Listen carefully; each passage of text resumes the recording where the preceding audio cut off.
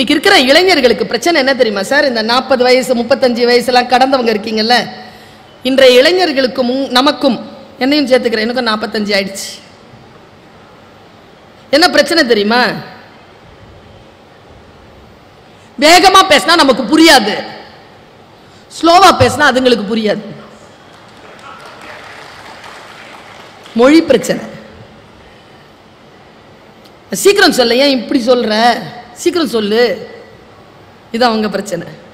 நமக்கு மெதுவா தான் சொல்ல, ஓடி ஓடி போற, சீக்கிரமா புரியல.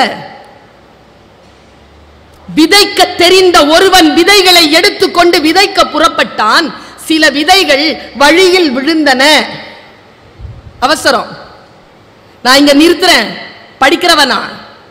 விதைகள் என்பது என் தமிழ் உறவுகளே, பைபிள் வெறும் விதைகளை சொல்லவில்லை, நம் வாழ்க்கையை சொல்லுகிறது, நம் வாழ்நாட்களை சொல்லுகிறது, நம் எண்ணங்களை சொல்லுகிறது என்று நான் புரிந்து கொள்கிறேன். விதைக்க தெரிந்த ஒருவன் விதைகளை எடுத்துக்கொண்டு விதைக்க புறப்பட்டான். வழியில் சில விதைகள் விழுந்தன, பறவைகள் பட்சித்தன. சில விதைகள் பாறையில் விழுந்தன. பாறையில் மண் ஆழம் இல்லாத காரணத்தினால் முளைத்தன, வெயில் பட்டு கருகின. வீட்டில் போய் யோசிச்சு பாருங்க இதெல்லாம் என்னன்னு.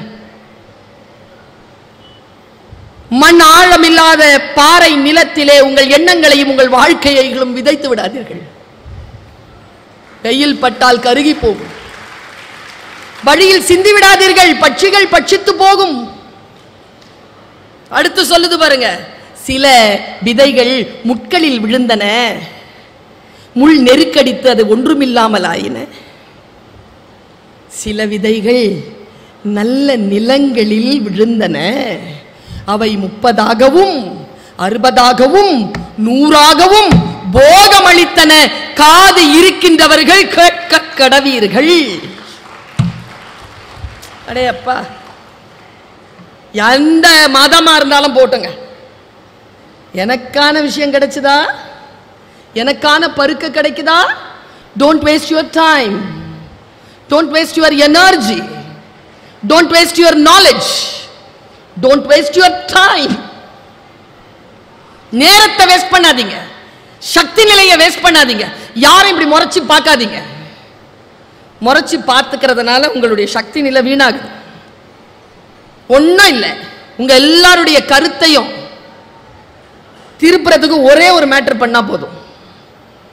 மேல ஒரு பொண்ணு வந்து அங்க ஒரு தண்ணி பாட்டில் இருக்குல்ல, அதை எடுத்துட்டு போச்சுன்னா போதும்.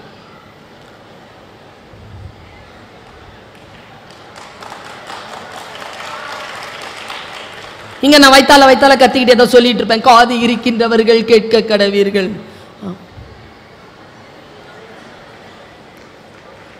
கவனம் குழந்தைகளே, வாசிப்பு என்ன செய்கிறது என்றால் என் கவனத்தை கூர்த்திட்டுகிறது. யார் என்ன பேசினாலும், எனக்கு சிரிக்க எல்லாம் பேச தெரியாது, ஆனால் நான் பேசினால் சில நேரங்களில் சிந்தித்து சிரிப்பு வரும். அப்படிப்பட்ட ஒரு விஷயத்தை சொல்லவா? இப்ப சமீபத்தில் 23ஆம் தேதி ஆகஸ்ட் மாசம் 2023ஆவது வருஷம் சந்திராயன் 3ல 6-3க்கு போய் விட்டோமா?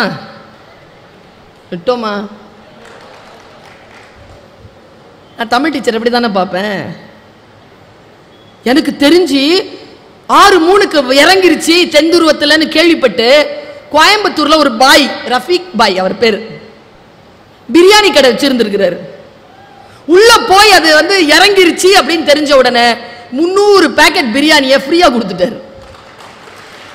எவ்வளவு சந்தோஷம் இல்ல? இப்ப நான் பேசுறேன், ஒரு தம்பி ரெக்கார்ட் பண்ணிட்டு சுவிட்ச் ஆஃப் பண்ணி அரை மணி நேரத்தில் யூடியூப்ல வந்துடும். இது வரைக்கும் என்ன இதில் தானே பார்த்துருக்கிறீங்க, இதில் தானே பார்த்துருக்கீங்க, வந்திருக்கேன்ல, பேச்ச நேரில் கேட்கலாம்ல, இன்னைக்கு இதில் தான் பார்க்கணுமா?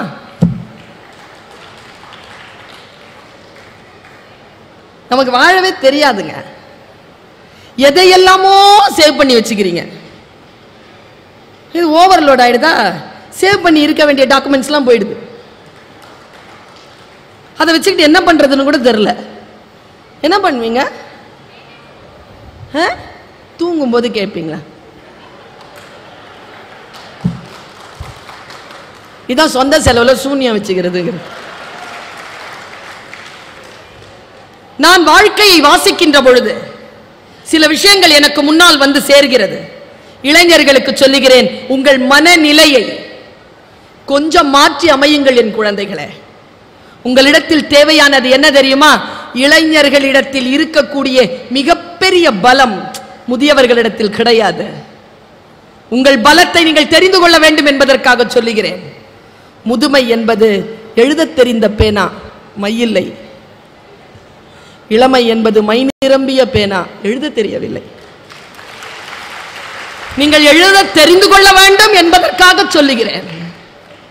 எப்படி ஒன்றை புரிந்து கொள்வது, ஒரு வாசிப்பை எப்படி நீங்கள் வைப்பது, அந்த வாசிப்பை நீங்கள் வைப்பதன் மூலமாக உங்கள் வாழ்க்கையில் என்ன மாற்றம் நிகழும். இப்ப நான் ஒரு புத்தகத்தை வாசிக்கிறேன், ஒரே ஒரு பளிச்சுன்னு ஒற்றை சொல்லுங்க. வண்டி எடுக்கிறவங்க எல்லாருமே ஃபர்ஸ்டா வந்துடணும்னு வண்டி எடுக்கிறாங்க, முந்திக்கணும்னு. முந்திக்கிறீங்களா? பைக்ல ஓடுறவங்க நான் சொல்லட்டுமா, நீங்க சாலையில் எப்பொழுதுமே ஃபர்ஸ்டா முந்தவே முடியாது. எவ்வளவு ஃபாஸ்டா போனாலும் உங்களுக்கு முன்னால ஒரு வண்டி போயிட்டு தான் இருக்கும். முந்திக்கொள்வது அதல்ல. நான் ஒரு கேள்வி கேட்கிறேன், வீட்டில் போய் பதில் சொல்லுங்க. இல்ல தெரிஞ்சா இப்பவே சொல்லுங்க. 50 பேர் ஓட்டப்பந்தயத்தில் ஓடுறாங்க. இதெல்லாம் ஏன் நான் சொல்றேன்னா, இந்த அலர்ட்னஸ் இருக்கா, வாசிப்பு பயிற்சி இருக்கின்றவர்களுக்கு இந்த அலர்ட்னஸ் இருக்கும். வாசிப்பு பயிற்சி இல்லாம வெறும் இதையே பார்த்துட்டு இருந்தீங்கன்னா இருக்காது. ஒரு டீச்சரா சொல்றேன், நீ எப்படி வளர்த்துக்கணுங்கிறதுனால சொல்றேன். 50 பேர் ஓட்டப்பந்தயத்தில் ஓடுறாங்க, அதுல நீங்களும் ஒண்ணு. ஓடி முயற்சி பண்ணி 2வது ஆளை தாண்டிட்டீங்க. இப்ப உங்க பொசிஷன் என்ன? என்ன? ஃபர்ஸ்டா? 2வது ஆளை தானே தாண்டி இருக்கீங்க, அதுக்குள்ள ஃபர்ஸ்ட் வந்துருவீங்களா?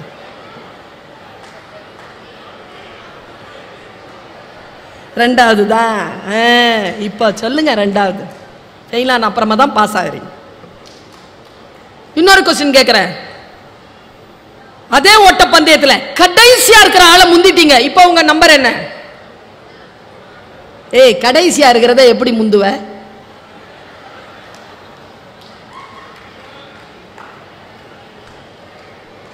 இது அலர்ட் பண்ணும், வாசிப்பு மந்தமாக்காது.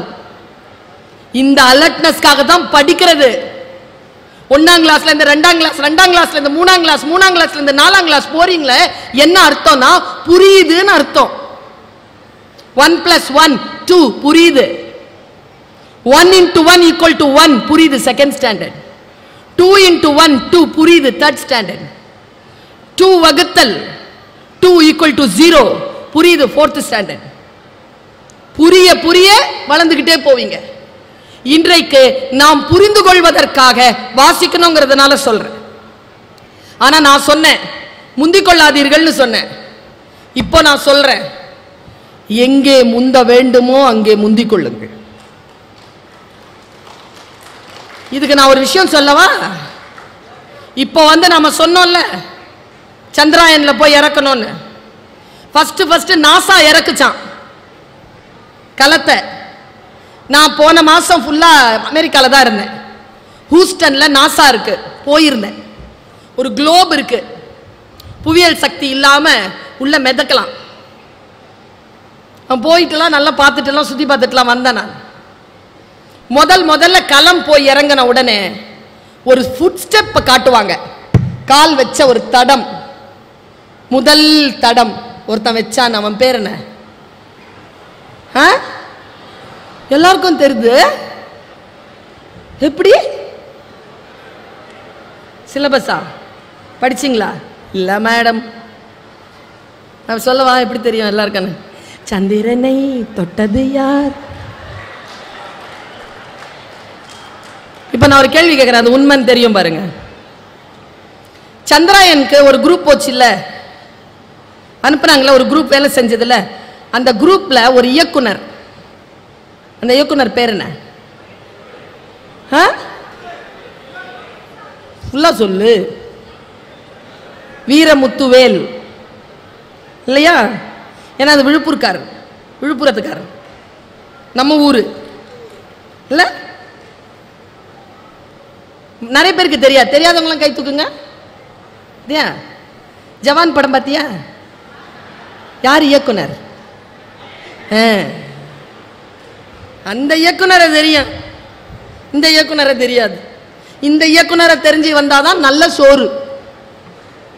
அந்த இயக்குனரை தெரிஞ்சு வச்சுக்கிறதுல சோறுலாம் கிடைக்காது. அந்த இயக்குனரை நீ தெரிஞ்சு வச்சுக்கிட்டீங்கன்னா அந்த இயக்குனருக்கு நல்ல சோறு கிடைக்கும். நல்லா தெரிஞ்சுக்கோங்க. ஃபர்ஸ்ட் கால் எடுத்து வச்சவர் நீல் ஆம்ஸ்ட்ராங் சொல்றீங்கல்ல, அந்த களத்திலே முதலில் கால் எடுத்து வைத்தது நீல் ஆம்ஸ்ட்ராங் தான். ஆனால் அந்த களத்தினுடைய பைலட் அவர் கிடையாது. பைலட்டுடைய பேர் எட்வின் சி ஆல்ட்ரின். அவன் கிடையாது. Neil Armstrong co pilot.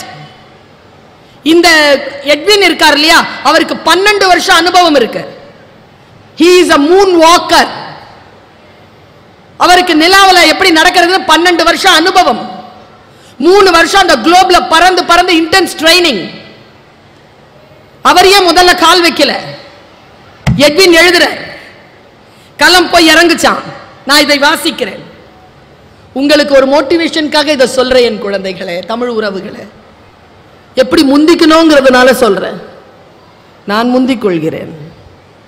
என்னை போல் நீங்களும் முந்திக்கொள்ள வேண்டும் என்ற பேராசையுடன் தான் உங்களிடத்தில் வந்து நின்று பேசுகிறேன். ஒரு சாதாரண மாநகராட்சி பள்ளிக்கூடத்தில் படித்த ஏழை குடும்ப பிள்ளை நான். இன்றைக்கு நான் இந்த அளவிற்கு சில வெற்றிகளையும் சில செல்வாக்கையும் சில சம்பாதனைகளையும் செய்திருக்கிறேன் என்றால் எங்கே முந்திக் கொள்ள வேண்டுமோ அங்கே முந்திக் கொண்டவள் நான். எப்படி முந்திக் கொள்வதுன்னு சொல்றேன். களம் போய் இறங்குது. நான் இதை வாசிக்கிறேன். கதவு திறக்குது. பைலட் நிக்கிறார். யாரு? எட்வின் சி ஆல்ட்ரின் நிக்கிறார்.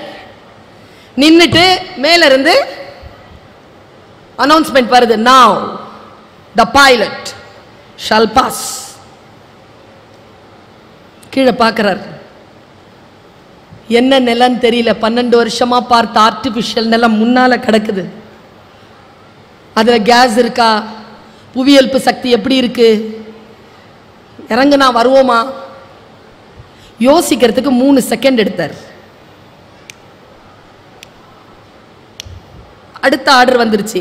Now the co-pilot shall pass. Neil Armstrong டக்குன்னு கால் வச்சிட்டான். இது ஏன் நிகழ்ந்தது என்றால், Neil Armstrong he is not a spaceman, he was a seaman. அவன் கடல் படையிலே பயிற்சி பெற்றவன், ஆழ்கடல் நீச்சல் தெரிந்தவன், துணிச்சலானவன். ஆழ்கடல் நீச்சல் என்பது ஆர்டிபிஷியலா நீங்க உள்ள பறக்கிறீங்களே பாதுகாப்பா, அப்படியானது அல்ல. என் குழந்தைகளே, வெறும் தியரிட்டிக்கலா இருக்காதீங்க, பிராக்டிக்கலா இருந்து ஜெயிச்சு வாங்க. பிராக்டிக்கலா இருந்து ஜெயிச்சு வாங்க. ஜெயிச்சு வரணும்னா சில பயிற்சிகள் வேண்டும். அந்த பயிற்சியில் மிக முக்கியமான பயிற்சி வாசிப்பு பயிற்சி, மொழி பயிற்சி. யார் என்ன பேசினாலும் அந்த பேச்சு நமக்கு புரிய வேண்டும். புரியலையே, சொற்கள் புரியுதா? உங்களுக்கு புரியுதா? இன்றைய இளைஞர்களுக்கு புரியுதா? பெண் குழந்தைகளுக்கு புரியுதா? ஹே, நீ ரொம்ப அழகா இருக்க அப்படிங்கிற,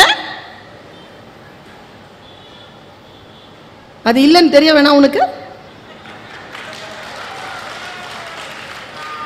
சொல்றதுக்கு நீ யாரா அப்படின்னு கேட்கறதுக்கான துணிச்சல் இருக்க வேணாம்? ஏ பெண்ணே, நீ அழகா இருக்கிறாய் என்று சொல்லக்கூடிய தகுதியை வேறு எந்த ஆண்மகனுக்கும் தராதே. அது உன் சுயமரியாதைக்குரிய விஷயம் என்கிறார் சுவாமி விவேகானந்தன். வாசிக்கிறேன் நான், அதனால் இந்த ரகசியம் எனக்கு புரிந்து போகிறது. பெரியாரை வாசிக்கிறேன் நான், அதனால் ஒரு ரகசியம் புரிகிறது.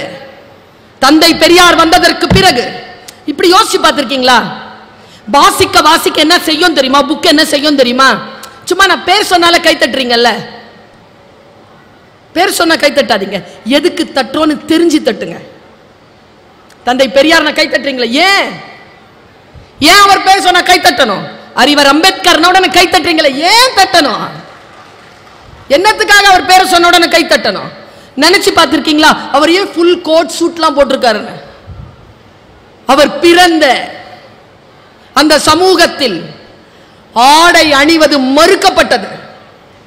ஆடை அணிவது மறுக்கப்பட்ட சமூகத்தில் கல்வி என்கின்ற ஆயுதத்தை கையில் எடுத்துக்கொண்டு ஃபுல் கோட் சூட்ல போட்டுட்டு கால் மேல கால் போட்டு அப்படி உட்கார்ந்து நம்முடைய நாட்டினுடைய அரசியல் அமைப்பு சட்டத்திற்கான தந்தையாக வந்து உட்கார்ந்தார் இல்லையா? அதுக்காகத்தான் கை தட்டணும். இந்த வாசிப்பு இருக்குல்ல, லண்டன் போயிருந்தேங்க, 2 பேருடைய சிலை இருக்குங்க லண்டன் லைப்ரரியில.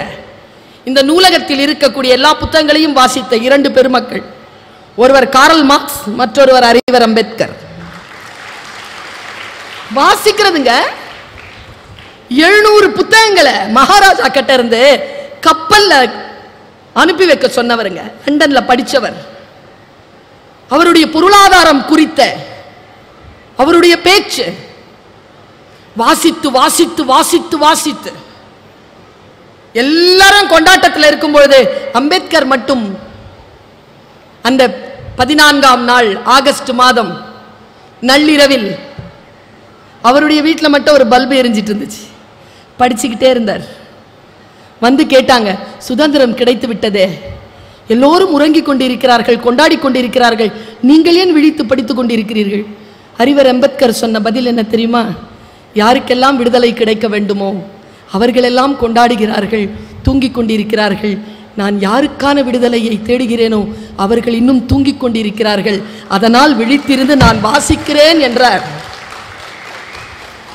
இதுக்காக அம்பேத்கருக்கு கைத்தட்டுங்க. அவருடைய அந்த பார்லிமெண்ட்ல அவர் பேசின பேச்சு இருக்குல்ல, 34 நூல்களாக வெளிவந்திருக்கு. முடிஞ்சா வாசி கடந்துருங்க பாப்போம். அம்பேத்கரை வாசித்து விட்டு அம்பேத்கருக்காக கைத்தட்டுங்க. தந்தை பெரியாரை வாசித்து விட்டு அவருக்கு ஏங்க துண்டு போத்துறாங்க? நமக்கெல்லாம் மேல வந்து துண்டு போத்துறாங்களா? ஒருத்தர் வந்து கூட எனக்கு துண்டு போத்தி போட்டு, ஏற்கனவே ட்ரெஸ் பண்ணிட்டு தானே வந்திருக்கேன் நான், எனக்கு அதுக்கு துண்டு? ஆடை மறுக்கப்பட்ட சமூகம் நம்முடைய சமூகம். ஆடையால் உடலை போர்த்துவதுதான் மரியாதை, ஆடை அவிழ்ப்பது என்பது அடிமைத்தனம் என்பதனை உலகத்திற்கு சொல்லக்கூடிய சமூகம் தமிழ் சமூகம். உலகத்துல எங்குமே கிடையாதுங்க. வாசித்தால் புரிகிறது பிள்ளைகளே, என் தோழமைகளே, எது புரட்சி என்று புரிந்து போகிறது. புத்தகம் வாசிக்கும் போது ஜெயகாந்தன் சொல்ற ஒரு வார்த்தையை சொல்றேன். உண்மையா ஒரு குழந்தை செத்துருதுன்னு வச்சுக்கோங்களேன், துயரம்தான். ஜெயகாந்தன் சொல்கிறார், உண்மையாக ஒரு குழந்தை இருப்பதை விட அதிக துயரம் கொண்டது புத்தகங்களில் குழந்தைகள் இறப்பது என்கிறார். அதனால வாசிக்கணும். இந்த வாசிப்பு என்ன செய்யும்? மனதை பக்குவப்படுத்தும். ஒரு புத்தகம் நம்மை பக்குவப்படுத்தும். குறள், திருக்குறள் நம்மை பக்குவப்படுத்தும். எக்ஸாமினேஷனுக்காக அதை படிக்காதீங்க. அது தேர்வுக்கான நூல் அல்ல, அது வாழ்க்கைக்கான நூல். செய்யத்தக்க அல்ல செய்ய கெடும், செய்யத்தக்க செய்யாமையாலும் கெடும். பிடித்துக் கொள்கிறேன் நான். எதையெல்லாம் செய்ய வேண்டுமோ அதை செய்யவில்லை என்றால் அந்த காரியம் கெட்டு போகும். எதை செய்யக்கூடாதோ அதை செய்தாலும் காரியம் கெட்டு போகும். வள்ளுவன் எனக்கு சொல்லித் தருகிறான், யாகாவராயினும் காவாக்கா யாவனா இருந்தாலும். பேரறிஞர் அண்ணா கேட்டுங்க, பேரறிஞர் அண்ணா கிட்ட சட்டமன்றத்தில், என்ன திருவள்ளுவர் பஸ்ல எல்லாம் யாகாவராயினும் நாகாக்கன்னு எழுதி வச்சிருக்கீங்க, யாரெல்லாம் நாக்க காப்பாத்திக்கிறது? யாகாவராயினும் நாங்க. பேரறிஞர் சொன்ன பதில் என்ன தெரியுமா? யாருக்கிட்டெல்லாம் நாக்கு இருக்குதோ அவங்க எல்லாம் அதை காப்பாத்திக்கோங்க. பேச்சாளர்கள் மட்டும் காப்பாற்றுவது அல்ல, யாரிடத்தில் எல்லாம் நாக்கு இருக்கிறதோ. அதனால் தான் ஓஷோ சொல்கிறார், மௌனமாக இரு, நீ இன்னும் கடவுளின் நாக்காக ஆகவில்லை. அருணகிரிநாதர் துடிக்கிறார், கெட்ட பழக்கங்கள் வாழ்க்கையில துள்ளி குதிக்கிறார், என்ன செய்கிறதுன்னு தெரியல. கடைசியா முருகனிடம் வந்து சரணடைகிறார். அவர் எழுதியதுதான் திருப்புகழ். அவருக்கு முருகன் தந்த ஆக பெரிய மருத்துவ வரி என்ன தெரியுமா? சொல்லார சும்மா இரு, சொல்லார சும்மா இரு. எனக்கு கூட தான் சொன்னாங்க, என் கிளாஸ்ல என் கெமிஸ்ட்ரி டீச்சர் சொன்னாங்க, பேசாத. யாரை பார்த்து பேசாத? பேசுறதுக்கே பிறந்தவன் என்ன பார்த்து பேசாதங்கிறீங்க? இதெல்லாம் நான் சொல்ல மாட்டேன், ஏன்னா பிழைக்க தெரியாது எனக்கு. இங்கே தான் இருக்கும் எல்லாம், இங்கே வராது. ஆனால் அடுத்த வார்த்தை சொன்னாங்க, எங்கே பேசணுமா அங்கே பேசு, எங்கே பேசக்கூடாது அங்கே பேசாத, உட்காருனாங்க. அங்கே பேசுறது இல்லை, நான் இங்கே தான் பேசுறேன். அங்கே நிறுத்தினேன், இங்கே வந்துட்டேன். சொல்தான் கவனப்பெறுவதற்கு நமக்கு சில சொற்கள் துணையாகின்றன. அந்த சொல் நமக்கு புத்தகங்களில் கிடைக்கிறது. இன்னொரு ரகசியத்தை சொல்லவா? 800 பக்கம் புக்கு இருக்கும்பா. 800 பக்கமும் புரியாது, அது நமக்கு தேவையும் இல்லை. நமக்கு தேவையான ஒரு வரி 782வது பக்கத்துல 3வது பத்தில கடைசி வரியில கிடைக்கும். அந்த வரியை தேடித்தான் நீ 800 பக்கங்களையும் படிக்க வேண்டும். அந்த வரிக்காகத்தான் அந்த தேடல். எங்கே மறைந்திருக்கிறது என்று நமக்கு தெரியாது. அந்த தேடலை நாம் கவனப்படுத்திக் கொள்ள வேண்டும் என்பதற்காக நான் சொல்லுகிறேன். புத்தகம் நம்மை வடிவமைக்கின்றது. அந்த வடிவமைப்பை நாம் சரியாக புரிந்து கொள்வதற்கு புத்தகம் நமக்கு தேவைப்படுகிறது. இந்த தகவல் உங்களுக்கு பிடிச்சிருந்தா லைக் பண்ணுங்க, உங்க ஃப்ரெண்ட்ஸுக்கு ஷேர் பண்ணுங்க, மறக்காம எங்க சேனலுக்கு சப்ஸ்கிரைப் பண்ணுங்க.